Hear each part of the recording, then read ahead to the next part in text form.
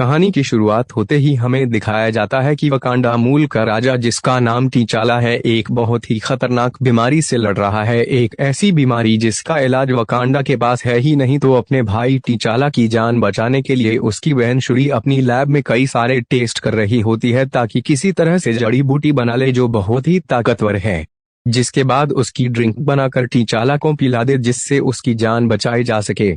दरअसल इस वक्त वकांडा में वो जड़ी बूटी अवेलेबल नहीं होती। शुरी यहाँ पर बहुत कोशिश करती है मगर फिर भी जड़ी बूटी को बनाने में कामयाब नहीं होती। यहाँ पर वह अपने रोबोट से भी अपने भाई के बारे में पूछ रही होती है, जिस पर रोबोट कहता है कि टीचाला की हालत नाजुक है, उसका बचना बहुत ही मुश्किल है, उसके दिल की रफ्तार भी लगातार नीचे गिर रही है। इसके फौरन बाद शुरी के पास उसकी माँ रामुंडा आती है जो कहती है बस अब रुक जाओ शूरी, ये सब करना बंद कर दो, कोई फायदा नहीं है क्योंकि टीचाला अब नहीं रहा, वो मर चुका है। यह बात बताते ही शुरी और उसकी माँ रामुंडा दोनों ही रोने लगती है। अगले ही दिन टीचाला का फ्यूनरल किया जाता है, यानी उसे दफनाया जाता है, जहां वकांडा के सभी लोग अपने राजनेता टीचाला को बड़े अच्छे तरीके से आखिरी गुड बाय करते हैं। धीरे धीरे एक साल गुजर जाता है जहां वकांडा ने किसी भी राजा या रानी के बगैर वक्त गुजार दिया था, मगर अब एक साल गुजर जाने के बाद वकांडा ने रामुंडा को ही अपनी रानी बना लिया होता है ताकि वह अपने बेटे टीचाला की जगह लेकर वकांडा को संभाल सके। इसके बाद हमें समंदर में एक बड़े से शिप को दिखाया जाता है जो शिप दरअसल वकांडा का ही था, जहां कुछ साइंटिस्ट खतरनाक मेटल वाइब्रेनियम पर रिसर्च कर रहे होते हैं, मगर तभी कुछ सिपाही वहां आकर हमला कर देते हैं और चारों तरफ से शिप में घुसने की कोशिश करते हैं। दरअसल वो लोग यहाँ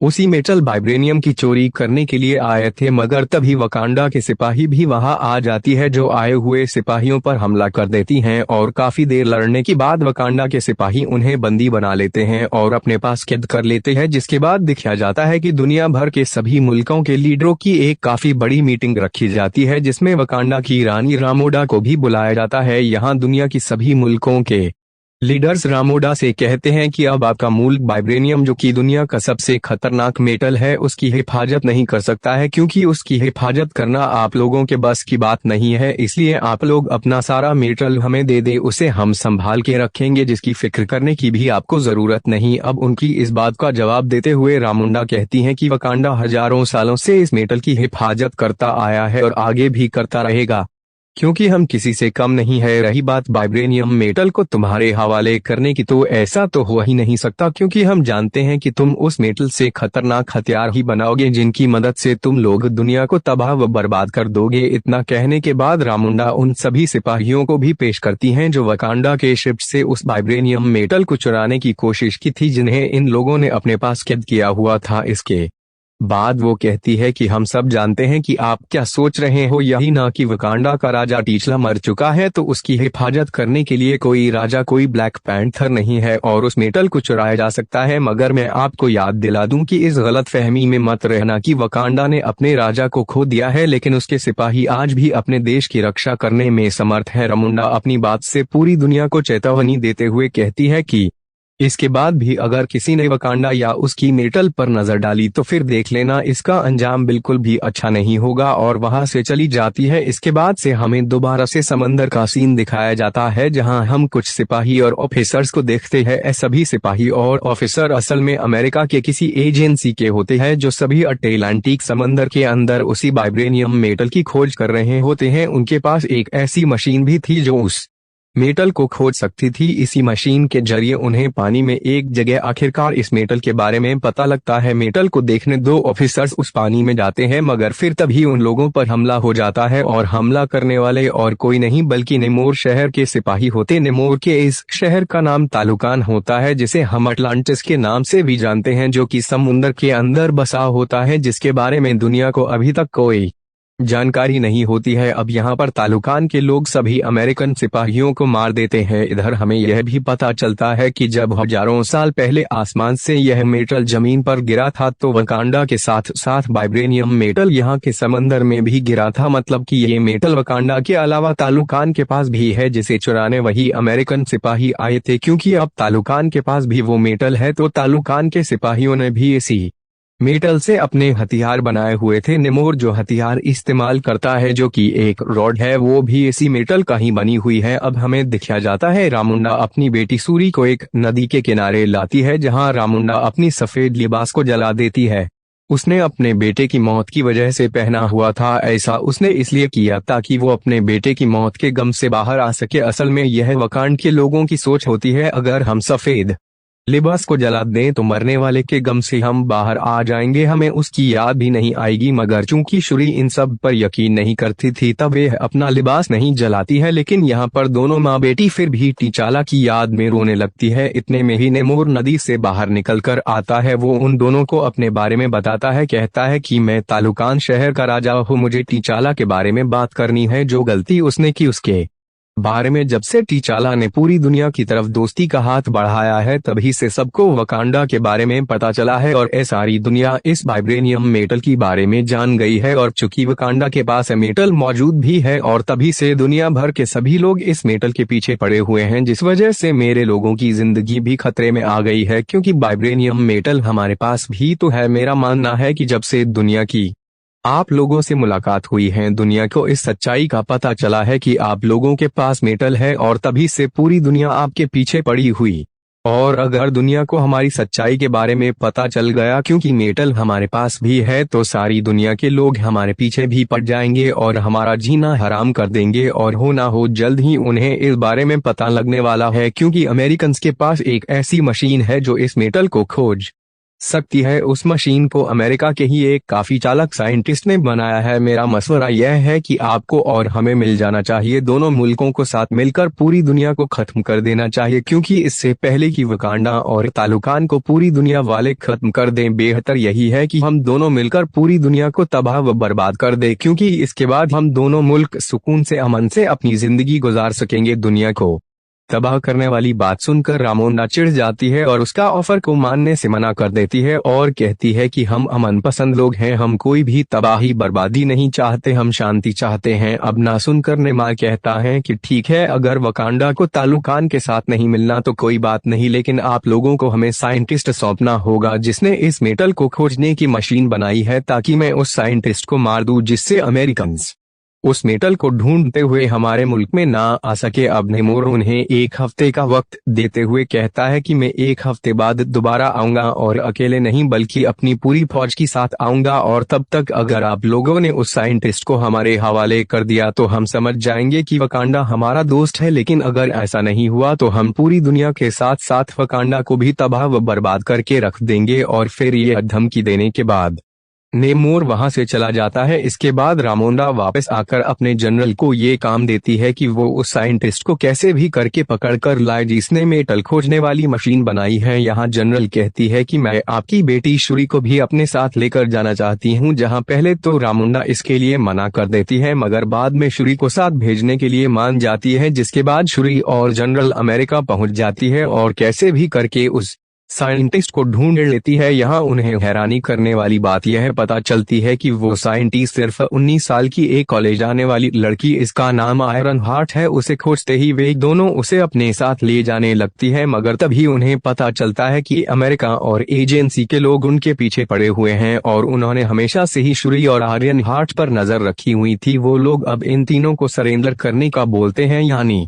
इन्हें खुद को उनके हवाले करने का। मगर तभी वो साइंटिस्ट यानी आयरन हार्ट अपने असली रूप में आ जाती है, मतलब अपना सूट पहनकर वहां से उड़ जाती है। जिसके बाद शूरी और जनरल भी उसकी गाड़ी और बाइक लेकर वहां से निकल जाती है। अब यहाँ तो किसी तरह वे एजेंसी से बच जाते हैं, मगर आगे जाते ही तालुकान के सिपाही उन पर हमला कर देते हैं, क्योंकि इन सिपाहियों को नेमोर ने ही भेजा होता है ताकि वो आयरन हार्ट को पकड़ कर नेमोर के पास ले आए। यहाँ तालुकान के सिपाही जनरल से काफी लड़ाई कर रहे होते हैं और आयरन हार्ट को अपने साथ ले जाने की कोशिश करते हैं, मगर जवाब में जनरल भी उनसे लड़ती है और आयरन हार्ट को बचाने की कोशिश करती है। लेकिन क्योंकि तालुकान के सिपाही काफी बहादुर थे, इसलिए वे जनरल को हरा देते हैं और आयरन हार्ट के साथ साथ शूरी को भी नेमोर के पास तालुकान में ले जाते हैं। और जब अकेली जनरल वापस लौटती है तो रामोंडा को इन सब के बारे में बताती है, मगर उसकी बात सुनकर रामोंडा बहुत ही गुस्सा हो जाती है कि जनरल होकर उन दोनों को नहीं बचा पाई, इसीलिए वो उसे जनरल वाली पोस्ट से हटा देती है। इसके बाद रामोंडा पुरानी जनरल जो कमांडर भी थी उसके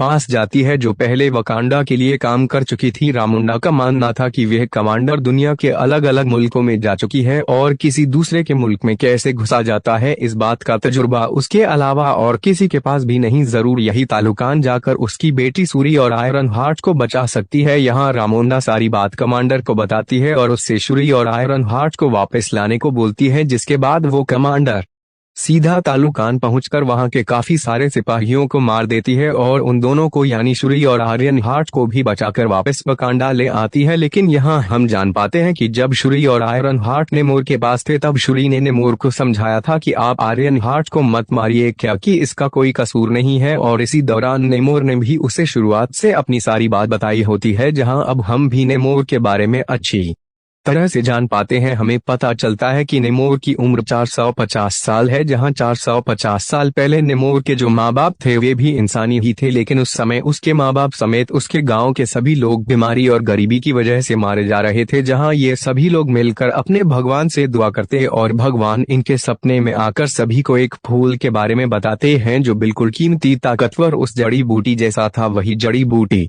जिसे सूरी भी अपनी लैब में बनाने की कोशिश कर रही थी। उस फूल के बारे में पता लगने के बाद नेमोर के माँ बाप और गांव की सभी लोग पानी में जाकर उस फूल को हासिल कर लेते हैं और उसका रुपए निकाल कर पी जाते हैं, मगर उसे पीते इनका जिस्म और दिमाग एकदम से बदल जाते हैं। पूरे जिस्म का रंग नीला पड़ गया था। इंसान तो वो लोग कहीं से भी नहीं लग रहे थे, मगर ऐसा होते ही इनकी ताकत काफी हद तक बढ़ जाती है। लेकिन एक दिक्कत थी, ये लोग ऐसा बनने के बाद जमीन पर सांस नहीं ले पा रहे थे। तब जिंदा रहने के लिए ये लोग पानी में जाते हैं, क्योंकि ये लोग अब सिर्फ पानी में ही रह सकते थे। ये वो वक्त था जब नेमोर पैदा होने वाला था, जहां कुछ दिनों के बाद नेमोर पैदा भी हो जाता है, क्योंकि नेमोर की मां ने भी इस फूल का इस्तेमाल किया था, इसीलिए सारी ताकतें नेमोर को भी मिली थी। मगर हैरानी की बात यह थी कि वह पानी की साथ साथ जमीन पर भी जिंदा रह सकता था। इसके अलावा उसके पैरों में पंख भी थे और कान भी नुकीले थी। लेकिन कुछ वक्त के बाद जब वो बड़ा हो रहा होता है तो उसकी मां की मौत का वक्त करीब आ गया होता है। मरने से पहले उसकी मां की बस यही आखिरी ख्वाहिश थी, मैं अपनी पहले की दुनिया यानी जमीन को देखना चाहती हूँ और अगर न देख पाऊँ तो मुझे मेरे गाँव में ही दफनाया जाए। अब अपनी मॉम की आखिरी ख्वाहिश को पूरा करने के लिए नेमोर उनकी लाश को उनके गाँव में ले जाता है, मगर यहाँ आकर वो देखता है कि गांव के लोगों पर बाहरी के लोग जुल्म कह रहे हैं, जो नेमोर पर भी गोली चला देते हैं। लेकिन उसे तो इस हमले से कुछ भी नहीं होता, मगर नेमोर उन सभी लोगों को मारकर उस पूरी जगह को जला देता है। और बस इसी दिन के बाद नेमोर पानी की बाहर यानी जमीन पर रहने वाले लोगों से नफरत करने लगता है। अपनी सारी कहानी बताने के बाद उसने सूरी को एक ब्रेसलेट भी दिया था जो कि तालुकान की ताकतवर जड़ी बूटियों से बना था। मगर जब उसे यह पता चलता है कि वकांडा की कमांडर सूरी और आयरन हार्ट को यहाँ से ले गई है और उसने उसके कुछ लोगों को भी मार दिया है, ये जानने के बाद उसे वकांडा पर बहुत गुस्सा आता है और वह जाकर सीधा वकांडा पर हमला ही कर देता है। नेमोर वकांडा के पूरे शहर को बर्बाद कर देता है, जिसमें वकांडा के बहुत सारे लोग मारे जाते हैं, लेकिन साथ ही साथ रानी रामोंडा भी मारी जाती है। लेकिन रामोंडा के मरते वक्त नेमोर वकांडा के लोगों से कहता है कि ये तो बस एक हल्की सी झलक है, मैं दोबारा कुछ वक्त के बाद अपनी पूरी आर्मी के साथ आऊंगा और वकांडा को पूरी तरह से तहस नहस और बर्बाद करके रख दूंगा। इतना कहने के बाद नेमोर अपनी टीम अपनी आर्मी के साथ वहां से चला जाता है। जिसके बाद जैसे ही सूरी को पता चलता है कि उसकी मां की मौत हो गई है तो सूरी बहुत ही दुखी हो जाती है, मगर नेमोर को रोकने के लिए और उससे बदला लेने के लिए सूरी उस तकवार जड़ी बूटी पर दोबारा से काम करने लगती है और वो ब्रेसलेट जो उसे नेमोर ने दिया था उसमें से जड़ी बूटियों को निकालकर उन पर ही टेस्ट करने लगती है, जहां बहुत जल्द ही वो जान पाती है कि वो कोई आम जड़ी बूटियां नहीं हैं, बल्कि इनमें भी वही ताकतवर जड़ी बूटी वाली सारी ताकत है जिसे वो अपने भाई के लिए बना रही थी। इसलिए उन सारी जड़ी बूटियों को अपनी भाई टीचला के डीएनए से मिला देती है, जिसके बाद आखिरकार वह नकली जड़ी बूटी बना ही लेती है। और टेस्ट करने के लिए जैसे ही उसे पीती है तो वह सोचती है कि मुझे मेरी मॉम डैड या मेरा भाई नजर आएंगे, मगर उसे वो लोग नहीं दिखते, बल्कि एक खतरनाक सिपाही दिखता है जो सूरी को कहता है कि तुम अपनी भाई टीचाला की तरह रहम दिल और बहादुर नहीं हो, बल्कि बिल्कुल मेरे जैसी गुस्से वाली बदला लेने वाली हो। तुम्हें भी सिर्फ नेमोर से बदला लेना है और तुम्हें सिर्फ बदला चाहिए, तुम अपने भाई की जगह कभी भी नहीं ले सकती। वो शुरी चिढ़ जाती है और उस ताकतवर जड़ी बूटियों की वजह उसे तो पहले से ही ताकत मिल गई थी जिनका इस्तेमाल करके वो ब्लैक पैंथर का सूट पहनकर बन जाती है नई ब्लैक पैंथर। इसके साथ ही हमें दिखाया जाता है कि आयरन हार्ट भी अपने लिए एक मजबूत सूट बना लेती है जो काफी मॉडर्न था। उन दोनों ने तो इस बात का पता पहले ही लगा लिया था कि नेमोर की कमजोरी गर्मी है ही, इसीलिए यदि अगर उसे हिट में रखा जाए या पानी से दूर कहीं बाहर रखा जाए तो नेमोर कमजोर पड़ सकता है। फिर शुरी सारी तैयारी के साथ अपनी आर्मी को लेती है और सीधा जाकर के नेमोर के शहर तालुकान पर हमला कर देती है, जिसके बाद यहाँ वकांडा और तालुकान के बीच काफी जबरदस्त लड़ाई छिड़ जाती है। यहाँ शुरी अपने ब्लैक पैंथर सूट पहनकर बड़ी चालाकी से नेमोर को अपनी काफी बड़े से शिप में ले आती है जिसके अंदर उसने पहले से ही बड़े बड़े हीटर लगाई हुई थी जिनसे बहुत सारी गर्मी निकल रही होती है। अब इतनी गर्मी की वजह नेमोर काफी कमजोर हो जाता है, मगर क्योंकि उसके पास उसका भाला होता है जो कि उसका हथियार था, वह रॉड जो खतरनाक मेटल से बना था, उसकी मदद से वह उस पूरे शिप को भी तबाह कर देता है। जिसके बाद वो शिप नीचे गिरने वाली होती है, मगर शुरी अपनी ताकत लगाकर कैसे भी करके उस शिप को उड़ाकर एक रेगिस्तान में ले जाती है ताकि वो नेमोर को पानी से दूर रख सके ताकि उसे कमजोर कर सके। अब रेगिस्तान में शिप क्रैश हो जाती है। नेमोर और शुरी के बीच काफी खतरनाक लड़ाई छिड़ जाती है जिसमें नेमोर अपने राड को शुरी के पेट के आर पार कर देता है जिससे वो काफी कमजोर हो जाती है। ऐसा करने के बाद नेमोर वापस पानी की तरह जाने लगता है ताकि दोबारा से उसे ताकत मिल सके, मगर पानी तक जाने से पहले ही शुरी अपने टूटे हुए शिप को तबाह कर देती है, यानी उसे ब्लास्ट कर देती है, जिससे निकलने वाली आग से इतनी गर्मी पैदा हो जाती है कि नेमोर कमजोर होने लगता है। जिसके बाद शुरी नेमोर के ही हथियार से नेमोर पर हमला कर देती है और कहती है कि या तो तुम इस जंग में हार मान लो या मैं तुम्हारी जान ले लूंगी। अब यहाँ तुम्हारे लिए हार मानना ही बेहतर है क्योंकि अगर तुमने जंग को नहीं रोका तो बाकियों के साथ साथ तुम्हारे लोग भी मारे जाएंगे। नेमोर शुरी की यह बात मान लेता है, इसलिए उसके सामने हार मान जाता है। दोनों एक साथ मिल जाते हैं और अपने लोगों के पास आकर जंग को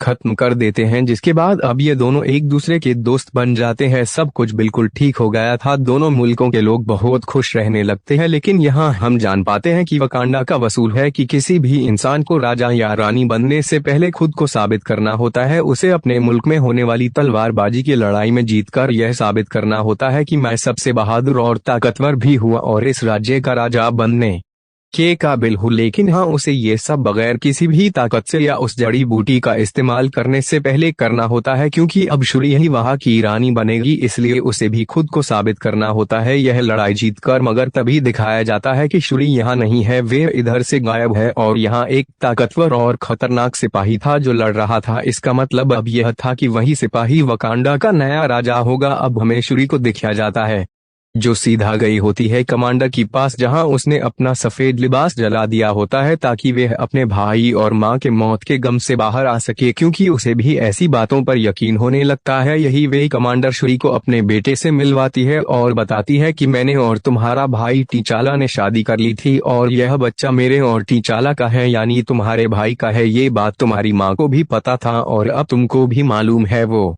बच्चा शुरी को अपना नाम बताता है।